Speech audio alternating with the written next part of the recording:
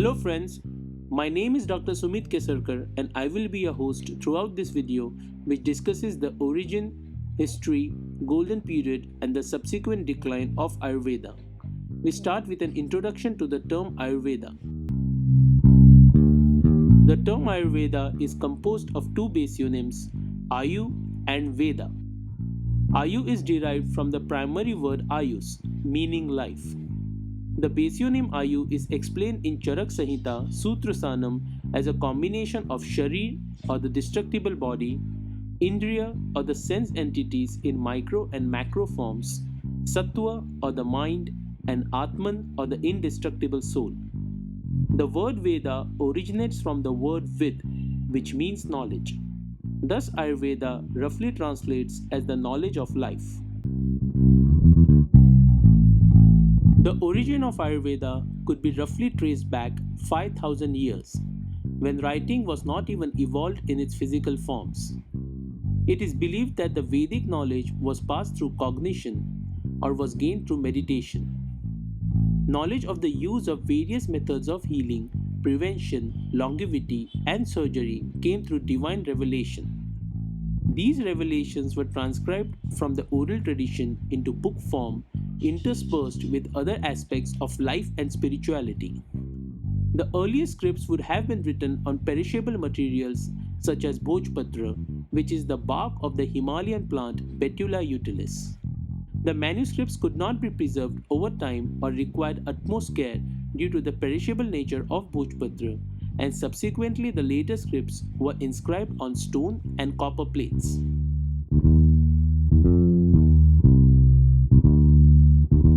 Scholars of Vedic literature and Indology contemplate that sage Vedvyas would have been the first person to document major portions of Ayurveda in addition to other Vedic literature through his spiritual enlightenment and deep introspection of the cosmos. The Vedas are comprised of four major books which deal with various aspects of life.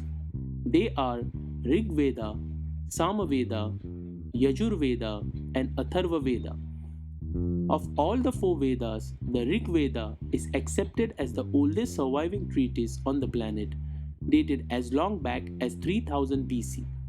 Rig Veda details the concepts of cosmology on the principles of Sankhya Darshan. References to the Tridosha theory of Vat, Pitta, and Kapha, which forms the basis of Ayurveda, are sporadically found in the Rig Veda.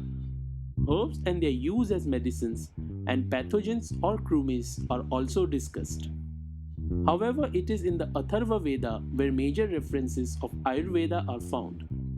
Ayurveda is hence considered as a supplement or Upaveda of Atharva Veda. Atharva Veda gives a systematic description of Ashtanga Ayurveda or the eightfold branches of Ayurveda. Ashtanga Ayurveda progressively developed in individual streams around 1500 BC.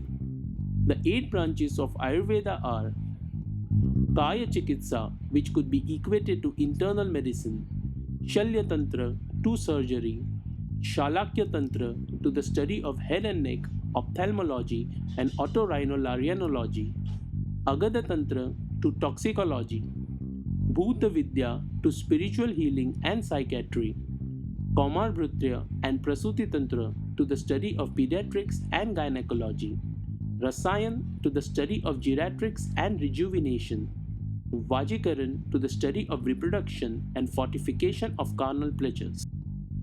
Ayurveda and its streams were propagated through two schools at that time.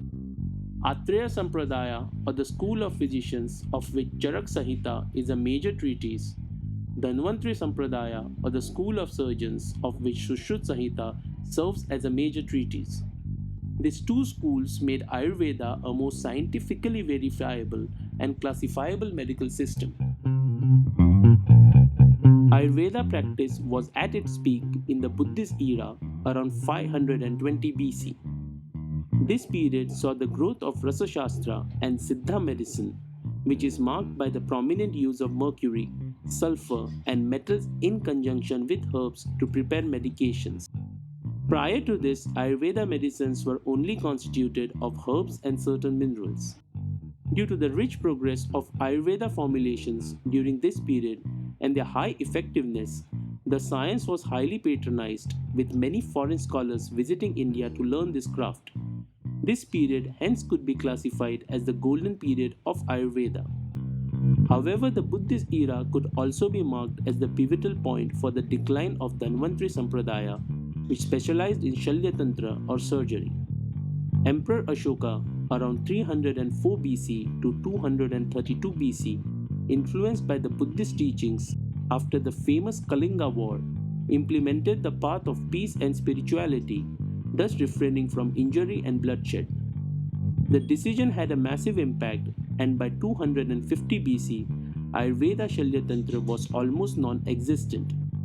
Conversely, the spread of Atreya Sampradaya, or the school of physicians, was rapid, and by the time of the regime of Chandragupta Maurya, around 375 to 415 AD, Ayurveda was established healthcare system of India. The Mughal invasion of India saw destruction of many Ayurveda treatises as Mughals razed down ancient universities like Takshila and Nalanda, which housed huge compilations. The Mughals were known for their high indulgence in carnal pleasures. Therefore, during the Mughal regime, the Rasayan and Vajikaran streams of Ayurveda received heavy patronage, taking Ayurveda to a magnanimous level, and continued to do so until India faced colonization by the British, which resulted in the massive decline of Ayurveda practice and the implementation of a modern healthcare system.